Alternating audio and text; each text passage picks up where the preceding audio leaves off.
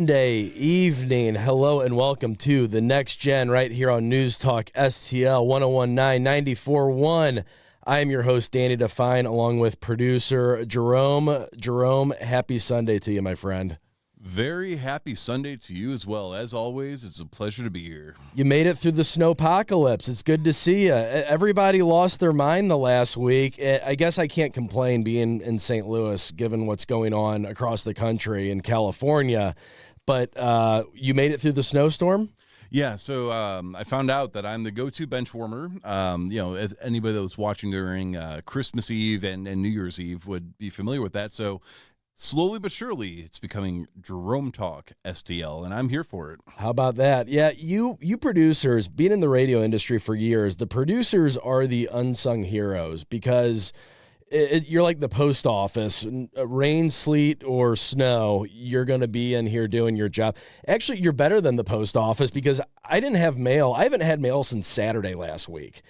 Has that ever happened? I know you've only been in St. Louis for a short period of time, but I can't remember where I didn't receive mail. It was just completely shut down for like 4 or 5 days in a row. Yeah, so just to reiterate, I'm from Northern Illinois, where our unions and our government jobs like to abuse their positions. There was a period of time, and again, I used to do door-to-door sales, so I understand what it's like to have to walk for miles and miles and miles in all kinds of temperaments until the sirens come on. You're going to tell your grandkids this one day. I remember I had to walk uphill both ways a mile in the freezing snow. But we didn't get snow days too unless the pipes burst. So anyways, we had a period where it was like 4 days of just mild drizzle. Like literally it was kind of like, okay, well, my hair's going to get a little bit wet, but I'm not going to get drenched.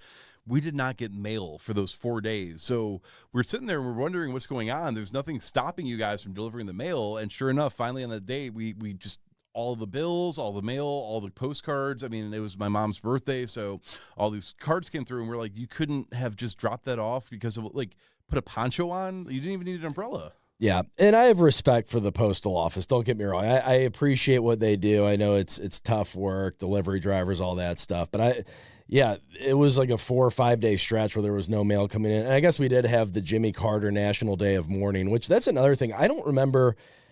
I guess the last president that passed away in my lifetime, George Sr. Bush, right? That happened a few years ago. And then before that, I think it was Ronald Reagan in 2004.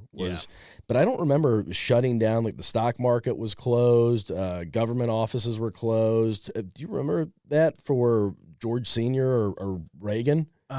I do not remember that because I was old enough to remember Reagan, but it does sound like it was very similar to Jimmy's presidency anyway, so maybe they're just trying to remind you what's going on with him. That is very true. That's a great point, Jerome. That is kind of sums up the legacy there. That was an interesting spectacle, too, with all the presidents, and Kamala Harris looked miserable at Jimmy Carter's funeral, and then you had Barack and Trump looking like they were getting a bit cozy there.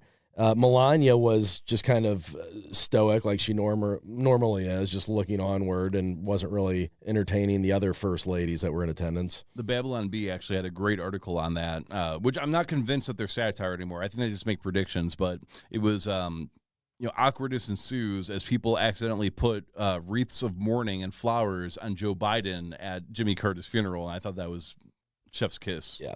Well, the official cause of death with Jimmy Carter, he was 101 years old, I believe, but it was listed as a COVID death. So I thought it was listed as Trump winning because he voted for Harris, which all jokes aside, if you look at the videos that came out with people taking photos of him, that, again, I don't know what it is with the left and elder abuse. It was absolutely egregious and despicable. And, even though his presidency was marred with a lot of things I personally think were not great, I would definitely like to say that I'm just glad that he doesn't have to live that existence anymore, and that may he rest in peace. Yeah, absolutely. May rest in peace, Jimmy Carter.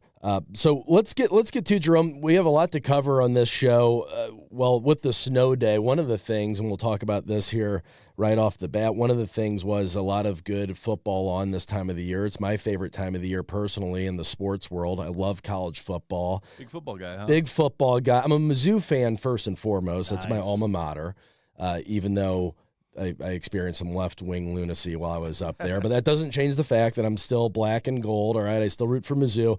But I'm rooting for Notre Dame right now. That is my team. I'm riding with Notre Dame, and they won a huge game the other night versus Penn State.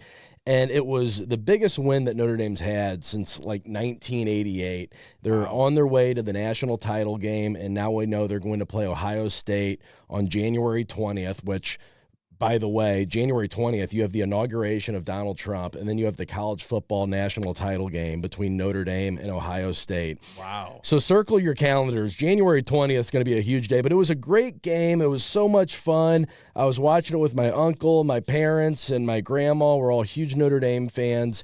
And then after the game, the head coach of Notre Dame, Marcus Freeman, a young guy, good-looking guy, clearly gets a lot of respect from his players. He gets them to play to their best of their ability.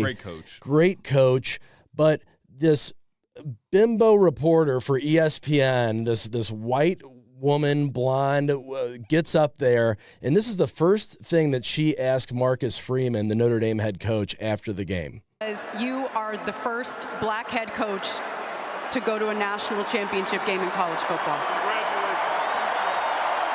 Just hearing that response alone, how much does this mean to you? You know, I've said this before. I don't ever want to take attention away from the team. Good man. It is an honor, and I hope all coaches, minorities, black, Asian, white, it doesn't matter, great people continue to get opportunities to lead young men like this. Thank you. Yes, but this sir. ain't about me. This is about us. And we're going to celebrate what we've done because it's something special. A+ answer. Kudos to Marcus Freeman.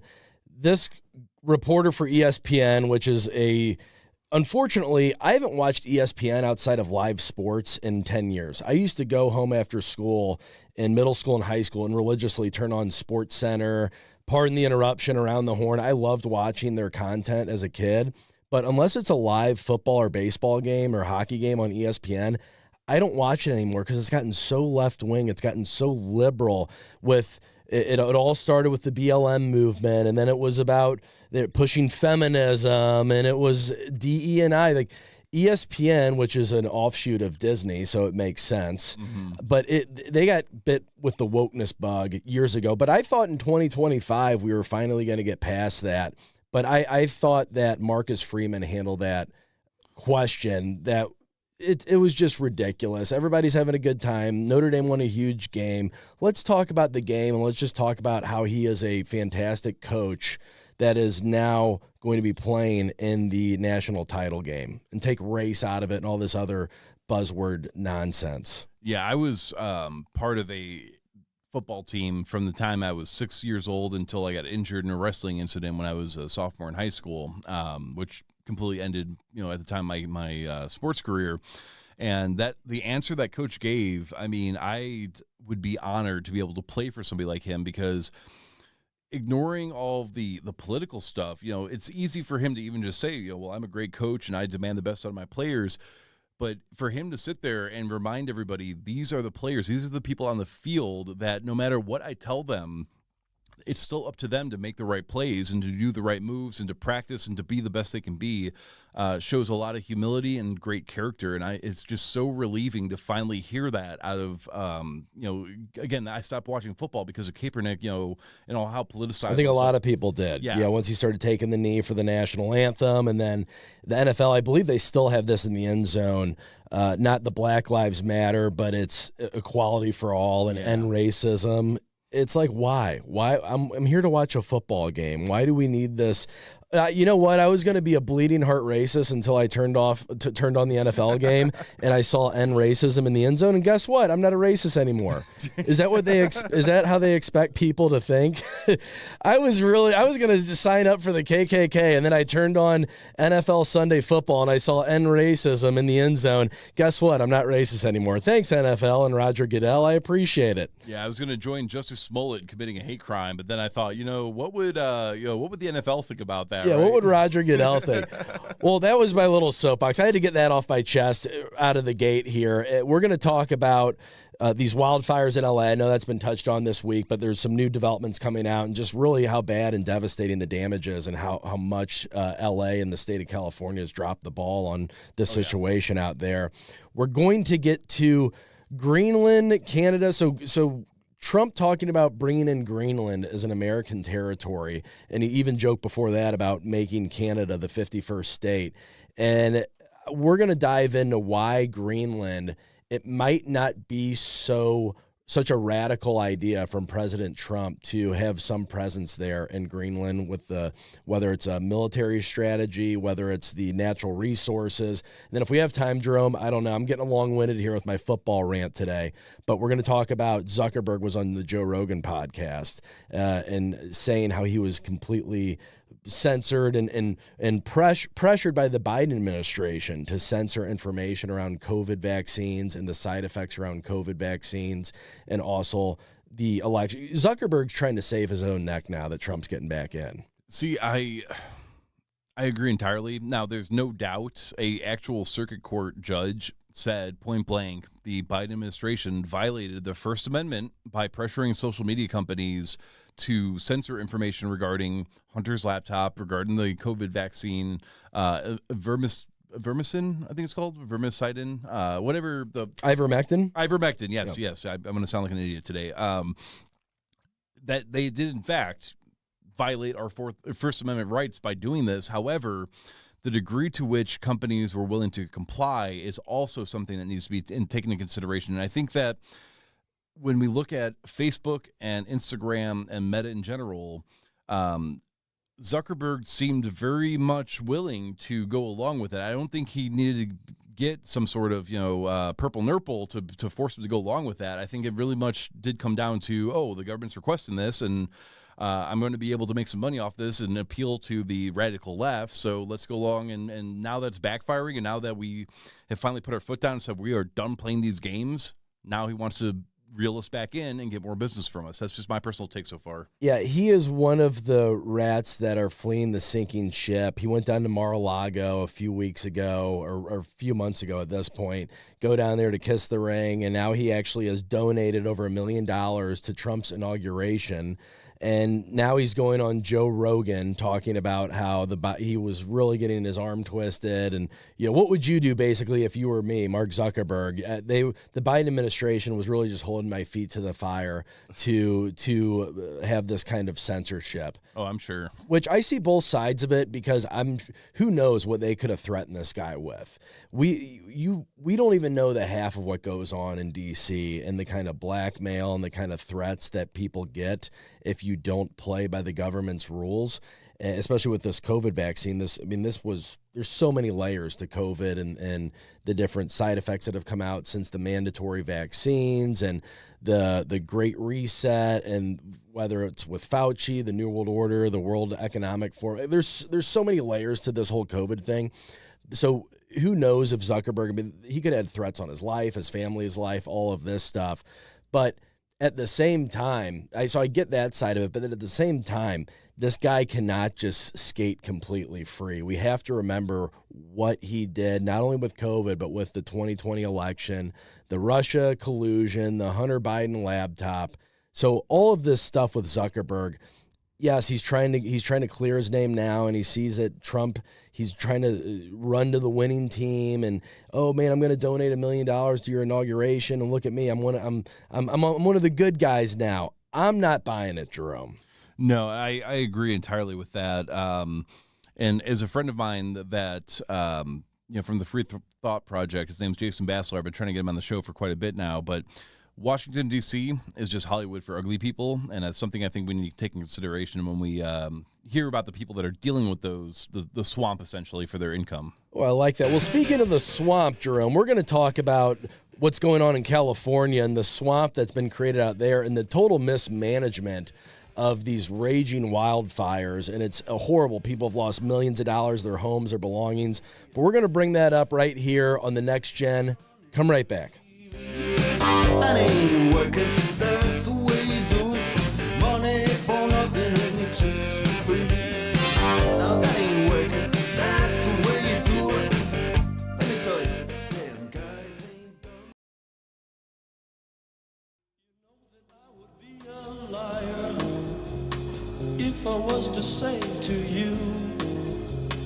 Girl, we couldn't get much higher.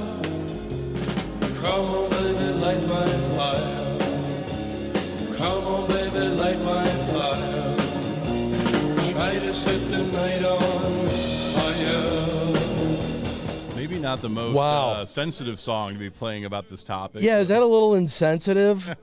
It's no laughing matter. It's a tragic thing going on in California. However, when you see these multi-million-dollar celebrities that are so out of touch with reality and that look down on the everyday folk, the quote-unquote middle class, the normal American working class, a lot of these people, it's hard to feel sympathy for them. But I do feel horrible for the good, honest, decent people that just happen to be living in the greater LA area, that their home has now been destroyed with these wildfires, their belongings.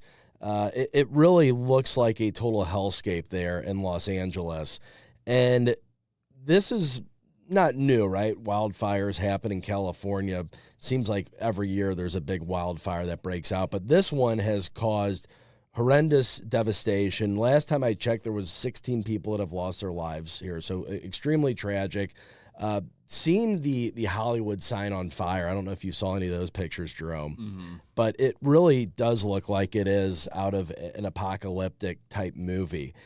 And you can't single out one person or point fingers because there's so many different layers to this as well. But one of the people I think we need to hold accountable, of course, is Gavin Newsom. And Donald Trump talked about this on the Joe Rogan podcast not that long ago about how California was basically shutting off water reserves that were coming down from Canada and redirecting the water supply coming down from Canada, this natural spring water, and redirecting it into the Pacific Ocean to help preserve and help an endangered species, this smelt fish.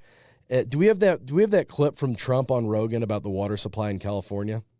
But let me give you one that you may not know. Okay. Which I think you know everything, actually, as a student of yours. but water, in Los Angeles you can't get proper amounts of water. Right. And it's unbelievably expensive. And you might have a house in Beverly Hills, and they're actually thinking about rationing water. Can you believe it? I was in the farm court country with some of the congressmen. We're driving up a highway, and I say, how come all this land is so barren? It's farmland, and it looked terrible. It was just brown and bad. I said, but there's always that little corner that's so green and beautiful. They said, we have no water.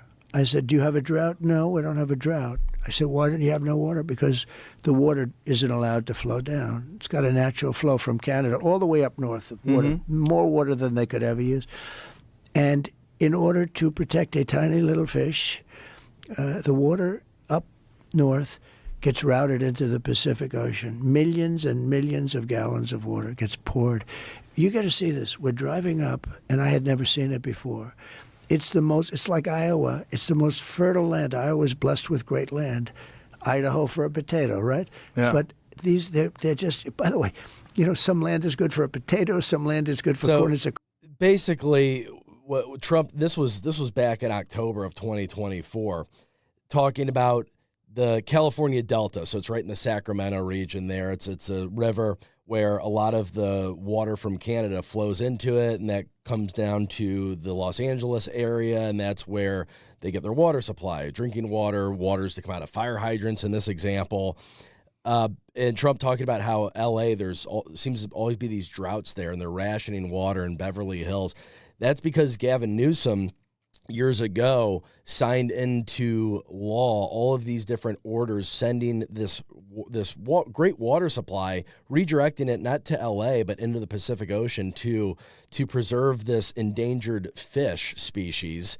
And that's why you're seeing reports now where LA firefighters, they're not getting water out of the fire hydrants there. There's a massive shortage. And not only that, then you got the whole DE&I stuff. We'll go back to that here in a minute, but what are your thoughts on that, Jerome, just with Gavin Newsom and the complete mismanagement of the water supply? New scum should have been out of office long ago. If any of the people in that state had any sort of sense about them. I'm not trying to victim blame here, but again, they are literally sitting on a coast. There's ocean water right there. The reason why they're not utilizing it right now is because salt water is actually very corrosive and very damaging to soil, to metal, to anything else. So if you were to just go in the ocean and get some water and try to dump that on these fires, sure, it'll put the fire out, but that's not going to help the vegetation, and that might cause extra damage. What they should have been doing this entire time is all the money, because they are one of the most taxed states in the entire union. They should have been investing in ways. We have the technology to remove the salt from salt water in oceans to make it at a level to where they could use this as an emergency reservoir water system, not used for anything besides putting out wildfires. And to be honest, with how much money that they have coming in and all the ways that they waste it on the most pathetic, oh my God, things that are not relevant to the security of the state. They should speaking of fire hydrants, I've seen pictures on X of they don't have water coming out of the fire hydrants, but they're using taxpayer dollars to paint fire hydrants rainbow color for Gay Pride. There are reservoirs that have been empty for 15 to 20 years, but you know what they have money for? They have money for all this LGBT pride parades, painting the fire hydrants. Yeah, George Floyd statues, you name it. That's where the taxpayer dollars are going. Well, Donald Trump, he tweeted out that Governor Gavin Newsom refused to sign the water restoration declaration put before him that would have saved millions of gallons of water from excess rain and snowmelt from the north to flow daily into many parts of California, including the areas that are currently burning into a virtually apocalyptic way. He wanted to protect an essentially worthless fish called a smelt by giving it less water. It didn't work, but didn't care about the people of California. Now the ultimate price is being paid. I will demand that this incompetent governor allow beautiful, clean, fresh water to flow into California. He is to blame for this. On top of it all, no water for fire hydrants, not firefighting planes, a true disaster. Very well said. And I'm all for protecting endangered species. You know, Jerome, you're the same way. I'm an animal rights activist. I love animals probably more than most humans, if I'm being honest with you. Yeah. I have a special place in my heart. But this water restoration declaration that Newsom declined to sign into law, where he was redirecting, he could have sent millions of gallons of water down to the Los Angeles area. Instead, he chose to redirect it out to the Pacific Ocean to save this endangered fish. I've been searching all week for this. I still don't know what's the importance of saving this smelt fish. Yeah, so, and I agree 100%. I am probably the most pro-environmental, we need to conserve nature. We need to prioritize that in ways that are not carbon taxes and stupid feel-good ways, but actually meaningful. And I understand, man-made extinction of different species is not something that we are very good with our track record about avoiding. However, human life should come first. How much CO2, because they're all about CO2 carbon credits, they're all about electric vehicles, how much CO2 is being emitted right now because of homes that are burning, people losing their lives, people losing their memories, and everything else going with this, because they could not be bothered to sit there and I mean, Romans had aqueducts. This is 2,000 years ago. They had aqueducts. Yeah. And he's sitting there saying, well, this fish, I've seen the fish. I don't know what it does for our ecosystem. It's not like it's like a bottom feeder where it feeds off like the pollution and scum and saves the environment. This is a feel-good, stupid, moralistic, like the people that sit there in traffic to block your car and make you emit more CO2 by idling than just letting you drive in the first place. This is... I'm gonna have a heart attack if I continue, my friend. But we do have a quote about this from the chief of the fire department, if you're so inclined to.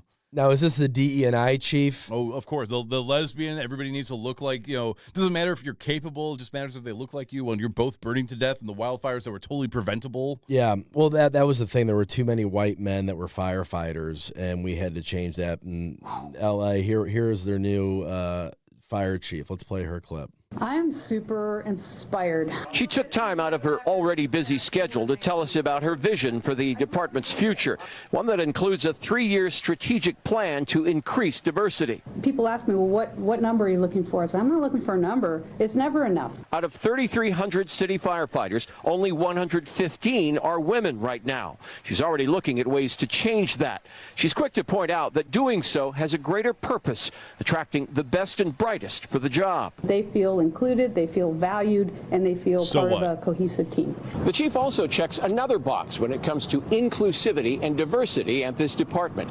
She's a proud member of the LGBTQ community. That just kind of opens the door of people that thought, wow, I didn't even know that was an opportunity for me. I 100% don't think that any LGBT person out there has ever thought, I could not be a firefighter. I could not be a paramedic. Or this, has anybody in the LGBTQ plus community had their house on fire and then a white man shows up to put the fire out and they're like, you know what? I don't even care about that because I felt like I wasn't represented properly by the fire team. A gay firefighter, please? I'll sit here. Right. You just saved my house. You know what? I should be happy, but because it was an all-white male fire crew, then you know what? No, I'm still the victim here because I feel like I'm not being fairly represented. It's unbelievable. Ask any gay or lesbian person too. Do you think they even care about this? Like, who are putting these rules in place? If their house is burning, if you're gay or lesbian, whatever, and your house is on fire, truly, do you care about who is showing up to put the fires out? Do you really care if it's somebody in the LGBTQ plus community, or do you care if it's a white man, or do you just care that the fire is being put out and your home is salvageable? That's a very good point. I've had to actually rely on emergency services on a few occasions, and I've never once sat there and said, even afterwards, been like, oh, by the way, were they a straight white man? No, as long as you are competent. Now, I do just want to interject one more clip because this is somebody that might care about this situation a little bit. Governor, I live here, Governor. That was my daughter's school, Governor. Please tell me what you're going to do. I'm not going to hurt him, I promise. I'm literally talking to the president right now to specifically answer the question of what we can do for you and your daughter. Can I hear it? Can I hear your call? Because I don't believe it. I'm sorry. There's literally, I've tried 5 times. That's why I'm walking around to make the call. Why is the president not taking your call? Because it's not going through. So the people that are... Is that Gavin Newsom? That's New Scum. First of all, lying about, being on the phone with the president at that time, then gets called out on it by a concerned citizen who does care, not about if you're black or gay or trans or any other identity separation politics thing, but just cares about the fact that her daughter's school was on fire, that her neighborhood's on fire, and caught him in a lie, originally saying, I'm on the phone with the president right now. Then it turns into... oh, well, no, I'm not on the phone with the president because we don't have cell signal. Well, if the governor cannot get cell signal, assuming he's even telling the truth about that, what makes you think that these people that actually need emergency services are getting cell signal to call and say, hey, I'm trying to evacuate, I'm trying to get out of here, and I'm currently engulfed in flames right now. Please send me a trans black lesbian firefighter, please. Yeah. Well, get this too. So the mayor out there, she has actually been in Ghana the last week celebrating the inauguration of the Ghananese, whatever, however you want to say it, president, is Karen Bass. So she was completely AWOL in Africa, thousands of miles away, celebrating. By the way, if you're the mayor of LA, why are you at the inauguration of the president of Ghana? Like, what's the... Can you even think of any reason that you need to go? Because, of course, it was on the taxpayer dime that she flew over there, and I'm sure she's not slumming it over there in Africa. She's probably staying at their version of the Ritz-Carlton in Ghana. It's probably some 4 or 5-star hotel, I would imagine. So you know me very well. You know I love playing devil's advocate and coming up with even a conspiracy about this. I cannot think of a single reason why she would be out there doing that when she knows that this is that wildfires and natural disasters are a thing that happen in California. She was warned about this days ago, and she still decided to go to Africa. I have a couple more points I want to make about this wildfire when we get back here, but we're going to talk also about Greenland. I definitely want to get to that as well before we wrap up, but tune right in after this. You're listening to The Next Gen with Dan Define, producer Jerome here on News Talk STL 1019 94.1. Come on, baby, light my fire. Come on, baby, light my fire. Try to set the night on fire.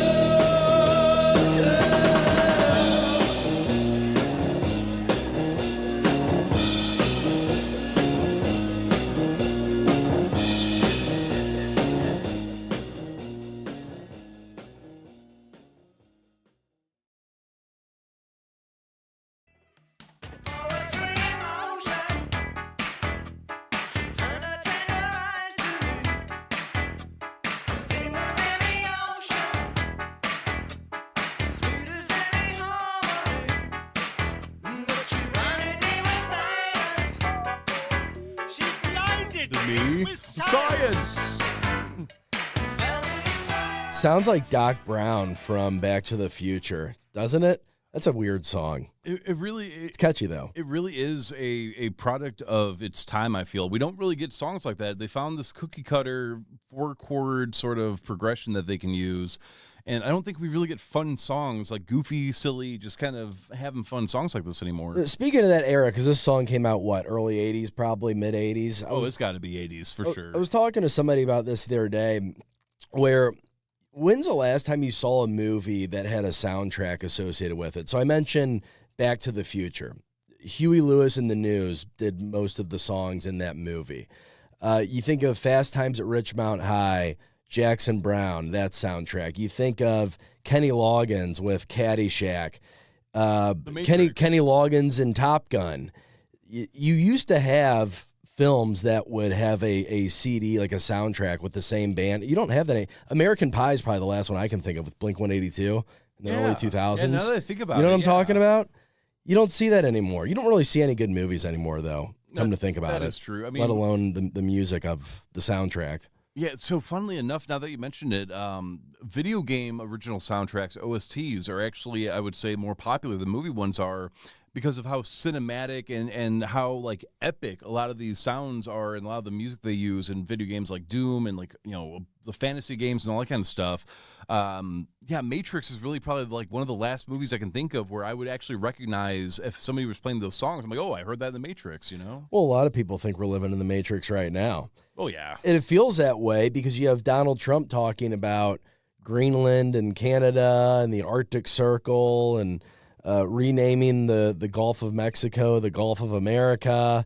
And people are really on both sides. They're kind of torn on how they feel because there's actually a strategic significance to Greenland. But, of course, with Donald Trump and the left calling him a dictator for all of these years now, they're like, well, see, I told you he's going to get in there for a second term. He's going to go unchecked, and he's going to invade Canada, make that the 51st state, which I don't know about you, Jerome. I don't think I want Canada part of the United States. Canada. I would much rather go after Mexico than Canada any day of the week. Yeah, you said that earlier. So Canada, to me, is... You've already seen what Trudeau has done up there with the mass migration and how Native Canadians, it was like America. It used to be 90% Native Canadian. And now it's something like 55, 60% because they have all these influx of immigrants, whether it's legal or illegal, coming from third world countries, Middle East, India, things like that. And it's become a very left-wing, liberal, progressive country. So if we make that the 51st state, that would I feel like that would go outside of the resources and the maple syrup and the hockey, the good things about Canada, that would actually be bad for the United States in the long run. Yeah, so to contextualize annexing Canada, making it a state, right? Their size is roughly the same size as California. They, in the last election, when it came down to people being polled about whether they'd rather have Trump or Harris. You're talking population-wise. Population-wise. Okay. So economically, they're much smaller economically, but they do have a lot of resources. But population-wise, if we were to make them a state, they would have roughly the same amount of electoral college votes as California. And when the average Canadian was asked, who would they rather see president, Trump or Harris, 63 to 68% said Harris, 23-ish% said Trump, and then the rest of them said neither. They didn't really care. So if we are sitting here realistically thinking that we want to capitalize on this big win that we just had with getting a Trump back in office, Missouri specifically, we have some of the best conservatives fighting for us to try to, get rid of income tax, get rid of property tax, to really solidify our gun rights and give us school choice and do everything that we want them to do. Why would we add another state that's essentially going to be California too? I mean, it just doesn't make any sense to me beyond the fact that potentially, there's oil there, there's natural resources. Cool, but can we not figure out a better trade agreement with them to make that mutually beneficial while also not essentially giving, again, another California and keeping us blue for the foreseeable future if they get added to us? Well, this goes to, and this is why Trump's talking about Greenland. It's the not so much what's inside it, but where it is on the map. It's about controlling the Arctic Circle, and in Greenland's case. So Greenland it was part of the kingdom, or still is the kingdom of Denmark, and it was a Danish colony for hundreds of years up until 1953, and then they have been independent. It's self-governing since the 70s. Yeah. I've never been to Greenland. I've been to Iceland. It's full of ice. Yeah, exactly. I've been Iceland's, they say, full of grass and nature and beauty. Full of green. Greenland's full of ice, which I've been to Iceland. It does have its fair share of ice. Cool country if you ever get a chance to check it out. Never been to Greenland, though. Want to go to Greenland. But a lot of people think that this is a strategic move for Donald Trump, and we're not talking about bringing it in as a 51st state. It would be a territory similar to what Puerto Rico is with the United States, right? Or Guam. Well, so those are territories, though. That's a little bit different. So he's talking about making it a state. States so they would add to our population. It would add to our GDP. They would become legal citizens. And then on top of that, they would get senators, 2 senators, just like every other state, as well as electoral college votes. Territories, they technically, I think, Puerto Ricans can come here legally without needing a special exemption or whatever. And I do think they have some degree of representation, but it's not the same. They don't get electoral college votes. They're not able to vote on federal policy, stuff like that. So if we were to make Canada or Greenland, even though it's full of ice, a territory, I think that would be probably a better solution. And I was talking to Bill Eigel when he filled in for Vic Purcelli about this, that would probably be a much better system for us because, again, Greenland, with where it's located, is actually, there is especially with how much is escalating between Russia and China, there is a military strategic value to being able to put more bases in Greenland and to have them want to side with us in the event of that. Now, the other thing is that we've been allies with Denmark for quite a while, since at least World War II, and it sounds like Greenland and Denmark, neither one of them really wants to join us. Is it worth stressing out our diplomatic relationships with them just to flex on them that we have more military power in the event that we were to potentially invade them and try to force them to become a country or a state? So you're worried about hurting Denmark's feelings? I wouldn't say hurting Denmark's feelings, but whatever resources and whatever sort of energy we'd put into that and the money being spent on that is so much better served going south of the border and fixing that mess, because Greenland, yes, it's cool to have bases there in case China decides to get all funky, and they do come through Canada from the north because our relationship with the border is a little bit differently, but Mexico really is where we need to be focusing any sort of military, I would be very much happy to extend the southern border to include California and sell them California back and just kind of block them off because, they're not doing us any favors right now, or, in general with their policies, but going after the cartels and fixing that mess so that way Mexico can actually elect somebody that will be tougher on that to restore the national identity. I mean, at least 40 different politicians were assassinated on the orders of the cartel, sometimes by police chiefs and other people within the government you wouldn't expect, because that is how deep the cartel's grasps into their way of life is. That's why they're coming over here. So if we go in there and we say, hey, be it a territory, be it we're just going to invade you, and we decide we're going to send military force to take care of the cartels and to get rid of that as much as humanly possible, and take care of that problem, I guarantee you a lot of the people that are here from Mexico would first of all want to go back. Second of all, part of the reason why our border issue is so bad down there is because they're not enforcing their southern border to South America, because the cartels make so much money off of human trafficking, off of sex slavery, off of kidnappings, off of you name it. Anything that you can think of horrible, the people that are coming through Mexico to come here, they're preying on them. We can put a stop to that if we were to take military action against that, and I would much rather see that than anything to do with Canada or Greenland. Yeah, so the Cliff Notes version is Mexico, if you were to do something with them, you would see a major shift for the positive in the human trafficking, sex trafficking, war on drugs, illegal immigration, all of this. Whereas Greenland, doing something with Greenland or even Canada, on the international stage, when we're talking about war and nuclear warheads with the Cold War between Russia or China, that's where that would be more in play. But I think, to your point, not invading Mexico, but focusing our efforts south would, in the short term, I think, be a better solution or be a better strategy, because we're so... And there's things that happen internationally with these different bases and army bases and naval shipping lanes and all this stuff that is over our head. But the immediate things that we would see with Mexico and focusing our attention south is the trafficking, the drugs, the crime, the cartels, all of that, which, in my opinion, that is a far bigger problem than controlling some naval lanes up around Greenland and Canada and the Arctic Circle. Yeah, still important, but the trafficking, the southern border, the mess that's with the cartels and all of that, and drugs in the United States is far more important, in my opinion. Look up, anybody out there, look up how many countries we have military bases in that we're allied with, and you'll see that these are not places we need to make states to get a military presence that is beneficial to not only our allies, but definitely ourselves.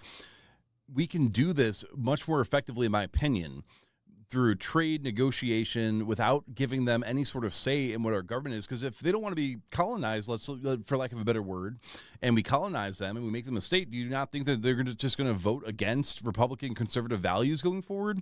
Versus, we already know that the legal Mexican, Latino, Latinx, whatever you want to call them, population was hugely important when it came to keeping Harris out of office. If we can fix what's going on in Mexico to some degree, it frees up us to not have to deal with 100,000 plus fentanyl deaths a year, with the rise of cartel violence, with all the Latin gang violence that's going on. People will voluntarily go back there. We can better use our resources, and I just think that to the north of us, it's more diplomatic. To the south of us, it's more militaristic. That's just my personal 2 cents on the issue. I agree with that, and apparently the Prime Minister of Greenland is interested, I just saw this article earlier today, is interested in having a discussion. The Prime Minister, Mute Egede, I believe that's how you pronounce his name, wants to have discussions with Donald Trump regarding this headline. Yeah, we need to fix what's going on here, like what we've been talking about on the Next Gen since before the elections happened, before we think even remotely about expanding. Now, taking back the Panama Canal because Jimmy Carter sold it for $1 and that's screwing us over now. Absolutely, let's take back the Panama. That one seems obvious, and yes. that should have, we fumbled the bag on that decades ago. And that's a massive shipping port, and that could have immediate... And China's benefiting. And we built it, and China's benefiting. Exactly. That was built with American blood, sweat, and tears, and China's the main benefactor from that. So I think that Trump and who knows? I think that Greenland, it certainly has strategic value there. You know, China and Russia, they all have military bases there. They have naval lanes that are around there. Greenland's rich in minerals, oils, natural gas, all of this good stuff. But we need to focus on the United States first and foremost before we're talking about any kind of statehood, whether it's Canada, whether it's Greenland. America first, yes. Right? America first. And all of the money that we're sending overseas, we talk about it almost every single show, this still would cost the United States about, estimates are $57 billion to acquire Greenland when you do the math. But what could that be used for here in the U.S.? And this is probably the biggest point that I kind of disagree with Trump on, is a lot of our energy issues, the reason why we would go to expand to get those resources could be fixed with nuclear energy. And he's not a fan of nuclear, and that's something he's even said when he disagrees with RFK, because RFK is anti-natural oil. I'm not necessarily against it, but nuclear energy, it is so safe. It is so abundant. Even the spent rods, France is recycling them and getting even more energy out of the same spent rod. So I think that we need to invest all of our resources in doing that before we start to talk about expansion. Well, Jerome, we're going to find out where all of this is going in 8 days, because that's when Donald Trump is sworn in as the 47th president, in 8 days. But we're going to be back next week, Sunday evening. The inauguration eve, actually, will be the next episode. Ooh. So thank you so much for tuning in tonight with the Next Gen here on News Talk STL 1019 94.1. Follow me at Daniel J. Define on X, and we will see you all next week.